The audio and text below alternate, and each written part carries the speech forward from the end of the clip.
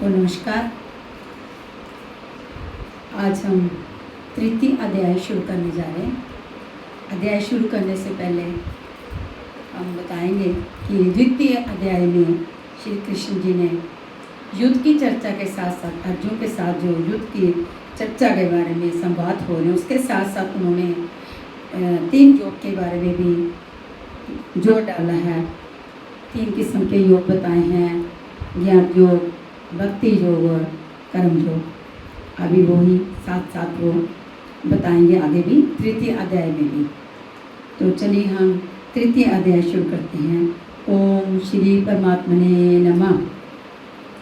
जय गुरुदेवा, जय गुरुदेवा, जय गुरुदेवा, जय गुरुदेव, जय गुरुदेवा, जय गुरुदेवा, जय गुरुदेवा, जय गुरुदेव, जय गुरुदेवा, जय गुरुदेवा, जय गुरुदेवा, जय गुरुदेव।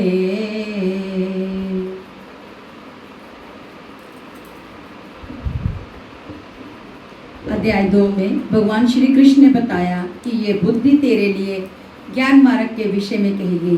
कौन सी बुद्धि? यही कि युद्ध कर जीतोगे तो महामहिम की स्थिति प्राप्त कर लोगे और हारोगे तो देवत्व है। जीत में ही सर्वस्व है और हार में भी देवत्व है, कुछ मिलता ही है। अतः इस दृष्टि से लाभ और हानि दोनों में कुछ न कुछ मिलता ही है, किंचित भी क्षति नहीं है। फिर कहा अब इसी को तू निष्काम कर्मयोग के विषय में सुन। जिस बुद्धि से युक्त होकर तू कर्मों के बंधन से अच्छी प्रकार छूट जाएगा। फिर उसकी विशेषताओं पर प्रकाश डाला। कर्म करते समय आवश्यक सावधानियों पर बल दिया कि फल की वासना वाले न हो, कामनाओं से रहित होकर कर्म में प्रवृत्त हो और कर्म करने में तेरी अश्रद्धा भी न हो, जिससे तू कर्म बंधन से मुक्त हो जाएगा।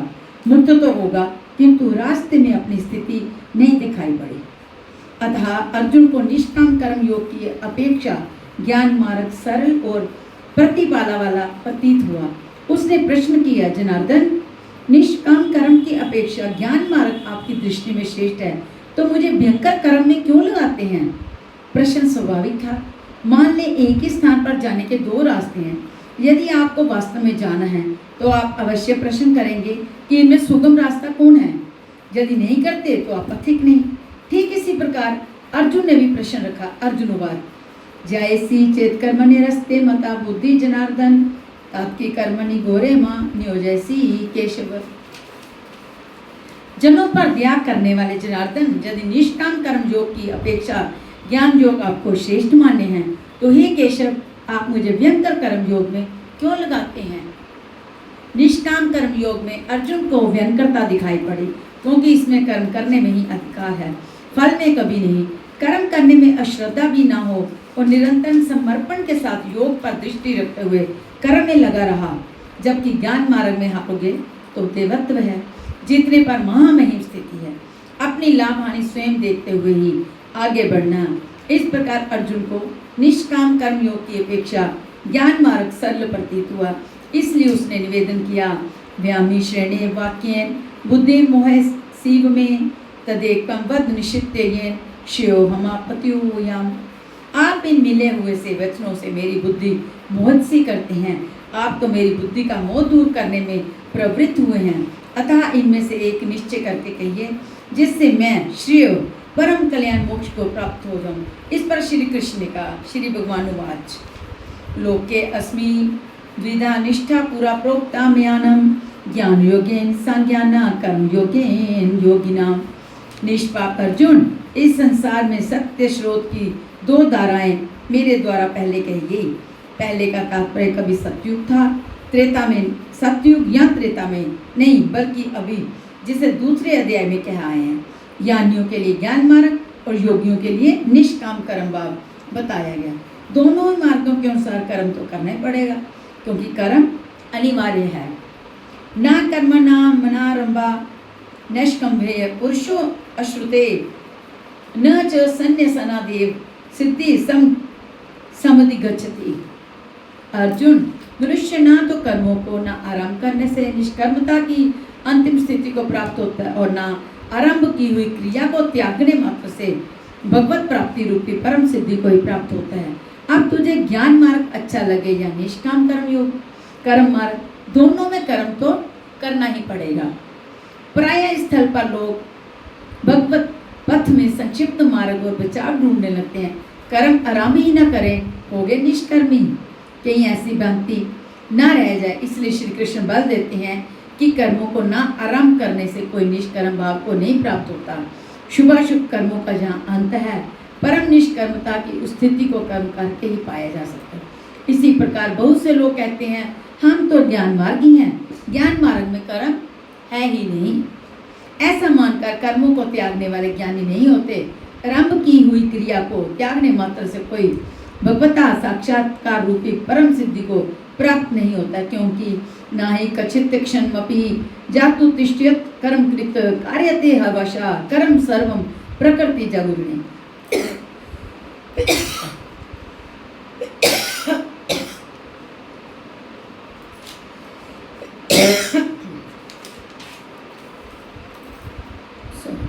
कोई भी पुरुष किसी भी काल में क्षण मात्र भी कर्म किए बिना नहीं रहता, क्योंकि सभी पुरुष प्रकृति से उत्पन्न हुए गुणों द्वारा विवश होकर कर्म करते हैं।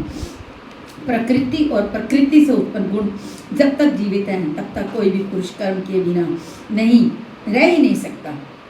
अध्याय 4 के 35वें और 37वें श्लोक में श्री कृष्ण कहते हैं कि जावन मात्र कर्म ज्ञान में समाप्त हो जाते हैं, ज्ञान रूपी अग्नि संपूर्ण कर्मों को भस्म कर देती है। यहाँ वे कहते हैं कि कर्म किए बिना कोई रहता ही नहीं। अंततः वे महापुरुष कहते क्या है? उनका आशय है कि यज्ञ करते करते तीनों गुणों से अतीत हो जाने पर, मन के विलय और साक्षात्कार के साथ यज्ञ का परिणाम निकल आने पर कर्म शेष हो जाते हैं।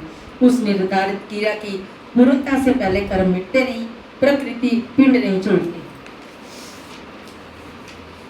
कर्मेंद्रियाणि संयम्य मनसा स्मरण इंद्रियार्थनी मूढ़ात्मा मिथ्याचार स उच्यते। इतने पर भी विशेष रूप से मूढ़ लोग जो कर्मेंद्रियों को हट से रोककर इंद्रियों के भोगों का मन से स्मरण करते रहते हैं, वे मिथ्याचारी हैं, पखंडी हैं, ना कि ज्ञानी। सिद्ध है कि कृष्ण काल में भी ऐसी रूढ़ियाँ थी।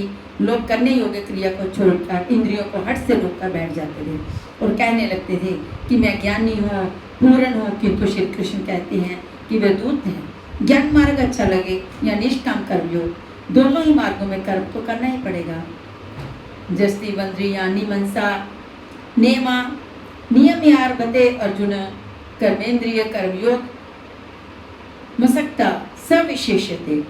अर्जुन, जो पुरुष मन से इंद्रियों को वश में करके जब मन में भी वासनाओं का सफुर ना हो, सर्वथा अनासक्त हुआ कर्मेंद्रियों से कर्मयोग का आचरण करता है, वह श्रेष्ठ है। ठीक है, समझ में आया कि कर्म का आचरण करें, किंतु ये प्रश्न खड़ा होता है कि कौन सा कर्म करें। इस पर कहते हैं नियतम गुरु कर्म त्वं कर्म जयायो आक्रमणा शरीर यात्रापि चौतेना प्रसिद्ध कर्मणा। अर्जुन, तू निर्धारित किए हुए कर्म को कर, अर्थात कर्म तो बहुत से हैं, उनमें से कोई एक चुना हुआ है, उस नियत कर्म को कर। कर्म ना करने की अपेक्षा कर्म करना ही श्रेष्ठ है, इसलिए कि करते रहोगे, थोड़ी भी दूरी तय कर लोगे तो जैसा पीछे बताए हैं महान जन्म मरण के पद से उद्धार करने वाला है, इसलिए श्रेष्ठ है। कर्म ना करने से तेरी शरीर यात्रा भी सिद्ध नहीं होगी। शरीर यात्रा का अर्थ लोग कहते हैं शरीर निर्वाह। कैसा शरीर निर्वाह? क्या शरीर है? ये पुरुष जन्म जन्मांतरों से युग युगांतरों से शरीरों की यात्रा ही तो करता चला आ रहा है। जैसे वस्त्र जीर्ण हुआ तो दूसरा तीसरा धारण किया, इसी प्रकार कीट पतंग से मानव तक ब्रह्मा से लेकर जान मात्र जगत परिवर्तनशील है। ऊपर नीचे योनियों में बराबर ये जीव शरीर की तो यात्रा कर रहा है। कर्म कोई ऐसी वस्तु है जो इस यात्रा को सिद्ध कर देती है, पूर्ण कर देती है। मान ले एक ही जन्म लेना पड़ा तो यात्रा जारी है, अभी तो पथिक चल ही रहा है, वह दूसरे शरीरों की यात्रा कर रहा है। यात्रा पूर्णता होती है जब गंतव्य आ जाए।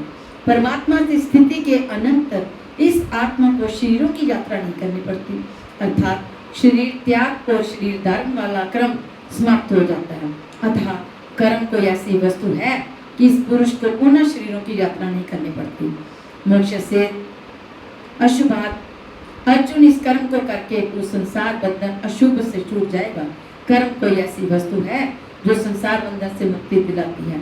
अब प्रश्न खड़ा होता है कि मैं निर्धारित कर्म है क्या? इस पर कहते हैं, यज्ञार्थात् कर्मणो अन्यत्र लोकोऽस्यं कर्म बंधना तदर्थ कर्म कौन्तेय मुक्त समाचार। अर्जुन, यज्ञ की प्रक्रिया ही कर्म है, वह हरकत कर्म है जिससे यज्ञ पूर्ण होता है। सिद्ध है कि कर्म एक निर्धारित प्रक्रिया है। इसके अतिरिक्त जो कर्म होते हैं, क्या वे कर्म नहीं है? श्री कृष्ण कहते हैं, नहीं, वे कर्म नहीं है।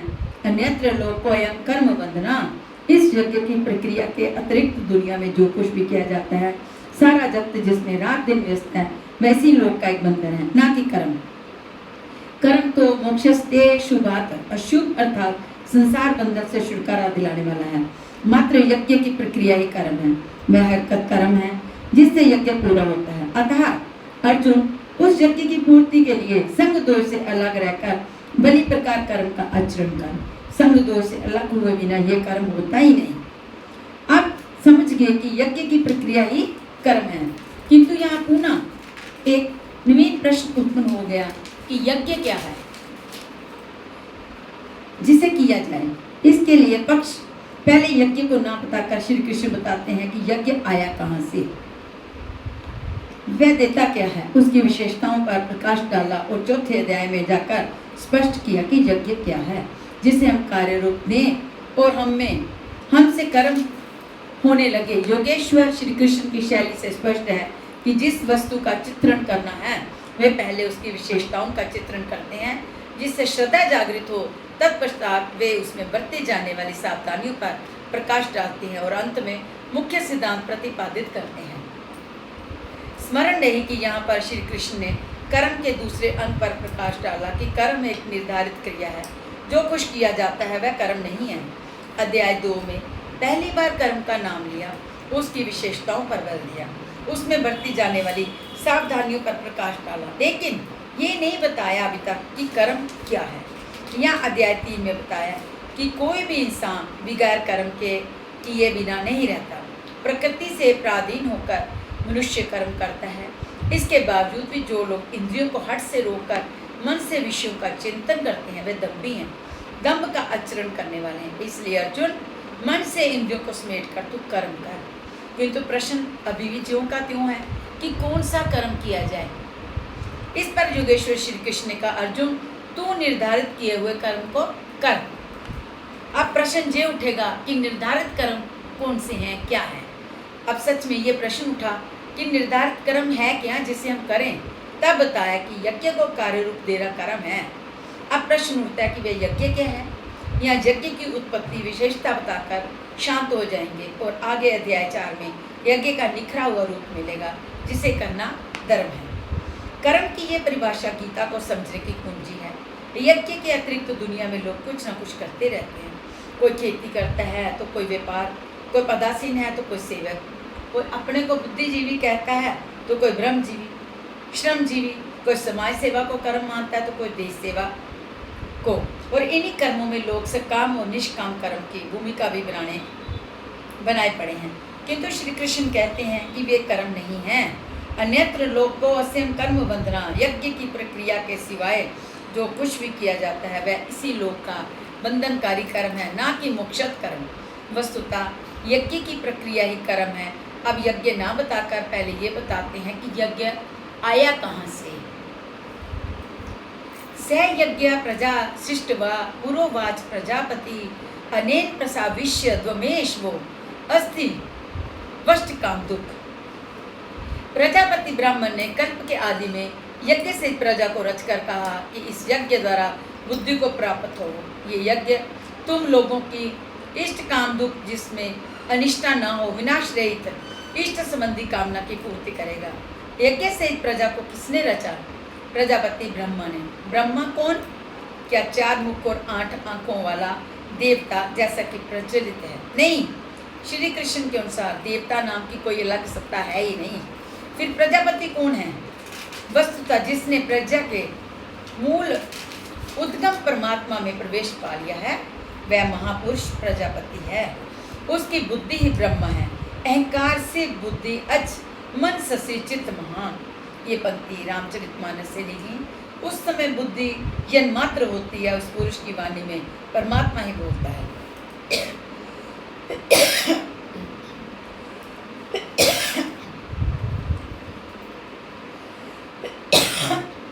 भजन की वास्तविक क्रिया प्रारंभ हो जाने पर बुद्धि का उत्तरोत्तर उत्थान होता है।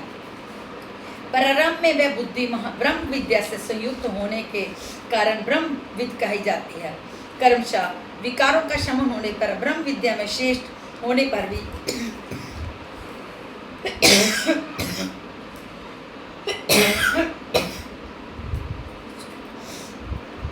कर्मशः विकारों का शमन होने पर ब्रह्म विद्या में श्रेष्ठ होने पर वह ब्रह्म विद्या कही जाती है। उत्थान और सूक्ष्म हो जाने पर बुद्धि की अवस्था विकसित हो जाती है, वह ब्रह्म विद्री ज्ञान कहलाती है। उस अवस्था में ब्रह्म विदेता पुरुष दूसरों को भी उत्थान मार्ग पर लाने का अधिकार प्राप्त कर लेता है। बुद्धि की प्रकाष्ठा है ब्रह्म विदिष्ट, अर्थात ब्रह्म विद्या की वह अवस्था जिसमें इष्ट प्रवाहित है। ऐसी स्थिति वाले महापुरुष प्रजा के मूल उद्गम परमात्मा में प्रविष्ट और स्थित रहते हैं।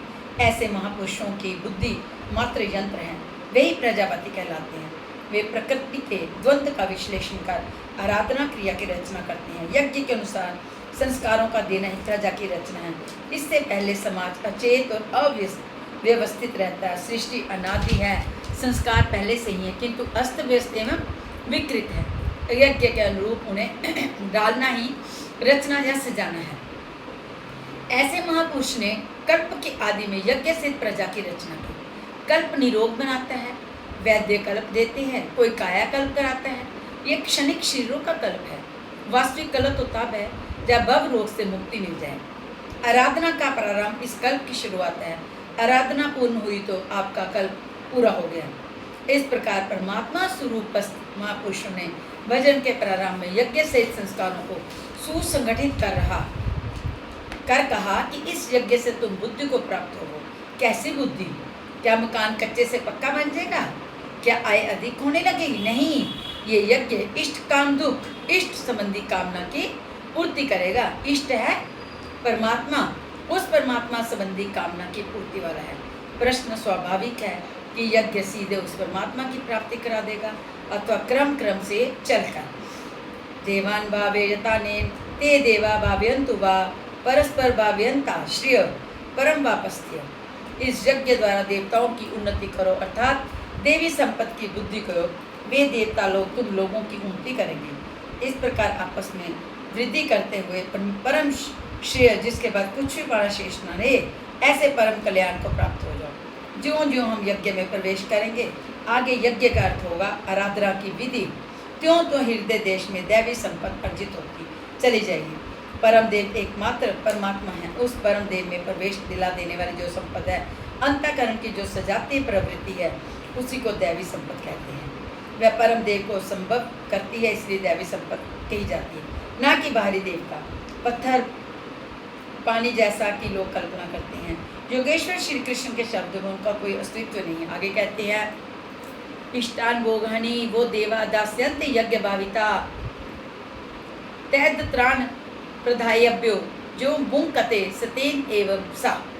यज्ञ द्वारा सर्वदित देवता दैवी संपत्ति आपको इष्टान भोगान ही दास्यन्ते, इष्ट अर्थात आराध्य संबंधी भोगों को देंगे, अन्य कुछ नहीं।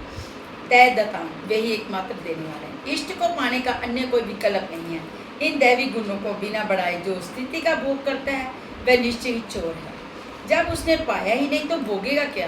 किंतु कहता अवश्य है कि हम तो पूर्ण हैं, तत्वदर्शी हैं। ऐसे डींग मारने वाला, इस पद से मुंह छिपाने वाला है, वह निश्चय चोर है, ना कि प्राप्ति वाला। किंतु पाने वाला क्या पाते हैं? यज्ञ शिष्टाशिना संतो मुच्यन्ते सर्वक्लेशे भुजते ते त्वगम पापा ये पचन्त्यात्मक कारणात्। यज्ञ से बचे हुए अन्न को खाने वाले संत जन सब पापों से मुक्त हो जाते हैं। दैवी संपत्ति की वृद्धि करते करते परिणाम में प्राप्ति काल ही पूर्ति काल है। अब यज्ञ पूर्ण हो गया तो शेष बचा हुआ ब्रह्म ही अन्न है। इसी को श्री कृष्ण ने दूसरे शब्दों में कहा, यज्ञिष्ठता मृत भुजो यान्ति ब्रह्म सनातनम। यज्ञ जिसकी सृष्टि करता है उस अशन का पान करने वाला ब्रह्म में प्रविष्ट हो जाता है। यहाँ वे कहते हैं कि यज्ञ से शेष बचे हुए अशन का, ब्रह्मी पीयूष का पान करने वाला सब पापों से छुटकारा पा जाता है।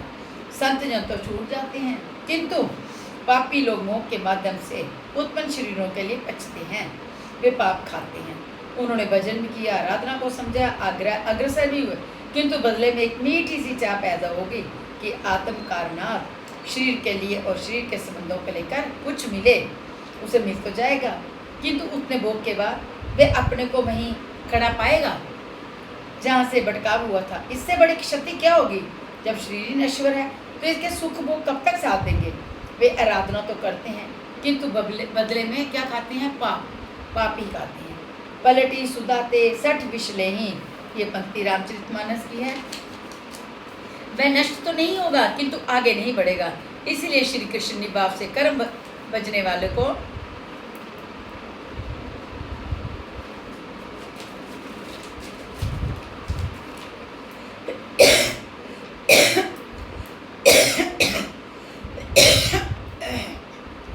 किंतु आगे नहीं बढ़ेगा। इसलिए श्री कृष्ण निष्काम भाव से कर्म वचन करने वाले पर बल देते हैं। अभी तक श्री कृष्ण ने बताया कि यज्ञ परम श्रेय देता है और उसकी रचना महापुरुष द्वारा होती है, किंतु वे महापुरुष प्रजा की रचना में क्यों प्रवृत्त होते हैं? इस पर कहते हैं अन्नादवंती भूतानि प्रजन्य धन संभवा यज्ञादवती प्रजन्यो यज्ञ करम समुद्रव करम ब्रह्मो द्रवम विधि ब्रह्मक्षर समुद्रम तस्मात् सर्वगतम ब्रह्म नित्यम यज्ञ प्रतिष्ठितम। संपूर्ण प्राणी अन्न से उत्पन्न होते हैं। अनम बरोहति व्यजनात्, तैत्तिरीयोपनिषद भृगुबली। अन्न परमात्मा ही है। उस ब्रह्म पीयूष को ही उद्देश्य बनाकर प्राणी यज्ञ की ओर अग्रसर होता है। अन्न की उत्पाद वृष्टि से ही होती है, बादलों से होने वाली वर्षा नहीं, अपितु कृपा वृष्टि। पूर्व संचित यज्ञ कर्म ही इस जन्म में जहाँ से साधन छूटा था वहीं से इष्ट कृपा के रूप में बरस पड़ता है। आज की आराधना कल कृपा के रूप में मिलेगी, इसलिए वृष्टि यज्ञ से होती है। स्वाहा बोलने और तिल जो जलाने से ही वृष्टि होती तो विश्व की अधिकांश मरुभूमि उसर क्यों रहती, उर्वरा बन जाती। यहाँ कृपा वृष्टि यज्ञ की देन है। ये यज्ञ कर्मों से ही उत्पन्न होने वाला है। कर्म से यज्ञ पूर्ण होता है। इस कर्म को वेद से उत्पन्न हुआ जान। वेद ब्रह्म स्थित महापुरुषों की वाणी है, जो तत्व विदित नहीं है उसकी प्रत्यक्ष अनुभूति का नाम वेद है, ना कि कुछ श्लोक संग्रह। वेद अविनाशी परमात्मा से उत्पन्न हुआ जान। कहा तो महात्माओं ने, किंतु वे परमात्मा के साथ तद्रूप हो चुके हैं। उनके माध्यम से अविनाशी परमात्मा ही बोलता है, इसलिए वेद को अपौरुषीय कहा जाता है। महापुरुष वेद कहाँ से पा गए? तो वेद अविनाशी परमात्मा से उत्पन्न हुआ। वे महापुरुष उसके तद्रूप है। वे मात्र यंत्र हैं, इसलिए उनके द्वारा वे बोलता है, क्योंकि यज्ञ के द्वारा ही मन के निरोध काल में वह विदित होता है। इससे सर्वव्यापी परम अक्षय परमात्मा सर्वदा यज्ञ में ही प्रतिष्ठित है। यज्ञ ही उसे पाने का एकमात्र उपाय है। इसी पर बल देते हैं। एवं प्रवर्तित चक्रम नानुवर्तयति जा अदायुरीन्द्रिय या रमो मोगम पार्थ स जीवति। हे पार्थ, जो पुरुष इस श्लोक में मनुष्य शरीर प्राप्त कर इस प्रकार चलाए हुए साधन चक्र के अनुसार नहीं वर्तता, अर्थात दैवी संपत्ति का उत्कर्ष, देवताओं की बुद्धि और परस्पर बुद्धि के द्वारा अक्षरधाम को प्राप्त करना, इस कर्म के अनुसार जो नहीं वर्तता, इंद्रियों का आराम चाहने वाला वह पापायु पुरुष व्यर्थ ही जीता है। उसके जीने का कोई मकसद नहीं होता है। हे बंधुओं, योगेश्वर श्री कृष्ण ने अध्याय 2 में कर्म का नाम लिया और इस अध्याय में बताया कि नियत कर्म का आचरण कर। यज्ञ की प्रक्रिया ही कर्म है। इसके सिवाय जो कुछ किया जाता है वह इसी लोक का बंधन है। इसलिए संग दोष से अलग रहकर उस यज्ञ की पूर्ति के लिए कर्म का आचरण कर। उन्होंने यज्ञ की विशेषताओं पर प्रकाश डाला और बताया कि यज्ञ की उत्पत्ति ब्रह्मा से है। प्रजा अन्न को उद्देश्य बनाकर उस यज्ञ में प्रवृत्त होती है। यज्ञ कर्म से और कर्म अपौरुषेय वेद से उत्पन्न होता है। जबकि वेद मंत्रों के दृष्टा महापुरुष थे, उनका पुरुष तिरोहित हो चुका था। प्राप्ति के साथ अविनाशी परमात्मा ही शेष बचा था। इसलिए वेद परमात्मा से उत्पन्न है। सर्वव्यापी परमात्मा यज्ञ में सर्वदा प्रतिष्ठित है। इस साधन चक्र के अनुसार जो नहीं बरतता वह पापायु पुरुष इंद्रियों का सुख चाहने वाला है, व्यर्थ ही जीता है। अर्थात यज्ञ ऐसी विधि विशेष है जिसमें इंद्रियों का आराम नहीं है अपितु अक्षय सुख है। इंद्रियों के संयम के साथ इसमें लगने का विधान है। इंद्रियों का आराम चाहने वाले पापायु है। अभी तक श्री कृष्ण ने नहीं बताया कि यज्ञ है क्या, परंतु क्या यज्ञ करते ही रहेंगे या इसका कभी अंत भी होगा। इस पर योगेश्वर महाराज क्या कहते हैं तो सुनिए। यस्तवा तमम मृतिरेव स्यादात्मम तृप्तक्षु मानवा आत्मनिवेव च संतुष्ट तस्य कार्य न विद्यते। परंतु जो मनुष्य आत्मा ही रत, आत्म तृप्त और आत्मा में संतुष्ट है, उसके लिए कोई कर्तव्य नहीं रह पाता। यही तो लक्ष्य था। जब अव्यक्त सनातन अविनाशी आत्म तत्व प्राप्त हो गया तो आगे ढूंढे किसे। ऐसे पुरुष के लिए न कर्म की आवश्यकता है, ना किसी आराधना की और ना परमात्मा की। एक दूसरे के पराये हैं, इसी का पूर्ण चित्रण करते हैं। नैव तस्य कृते नार्थो न कृते नहे कृष्ण न चास्य सर्वभूतेषु कर्षिदर्थ व्यापाश्रया। इस संसार में उस पुरुष का कर्म किए जाने से कोई लाभ नहीं है और ना छोड़ देने में कोई हानि है, जबकि पहले आवश्यक था। उसका संपूर्ण प्राणियों में कोई स्वार्थ संबंध नहीं रह पाता। आत्मा ही तो शाश्वत सनातन अव्यक्त अपरिवर्तनशील और अक्षय है। जब उसी को पा लिया, उसी से संतुष्ट, उसी से तृप्त, उसी में ओतप्रोत स्थित है, तो फिर आगे कोई सत्ता ही नहीं, तो किसको खोजेगा, क्या मिलेगा। उस पुरुष के लिए कर्म छोड़ देने से कोई हानि भी नहीं, क्योंकि विकार जिस पर अंकित होते हैं वह चित ही न रहा, तो उसका संपूर्ण भूतों में ब्रह्म जगत और आंतरिक संकल्पों की परत में लेश मात्र भी अर्थ नहीं रहता। सबसे बड़ा अर्थ तो था परमात्मा। जब वही उपलब्ध है तो दूसरों से उसका क्या प्रयोजन होगा। तो चलिए हम विराम देते हैं, बाकी का भाग हम कल सुनाएंगे।